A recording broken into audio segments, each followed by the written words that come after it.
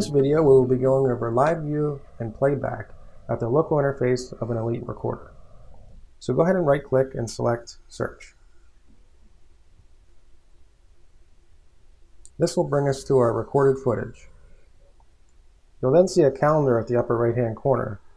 The dates that are highlighted have footage on them. So as you can see, the 28th is highlighted. Then I'll select a one channel view and then select a single camera. And then on the timeline there, you'll notice a colored bar. In this example, it's green because it was recording continuous. Then I have the option to choose 24-hour, 2-hour, 1-hour, or 30-minute intervals at the bottom right-hand corner. So since there was not much footage on here, I selected 30 minutes, and this will easily let me navigate throughout my footage.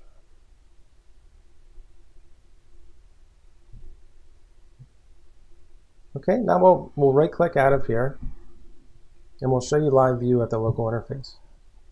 So you have different layouts depending on the recorder that you have. In this example, you can do a 1-channel view, a 4-channel view, an 8-channel, a 9-channel, a 16, and 25.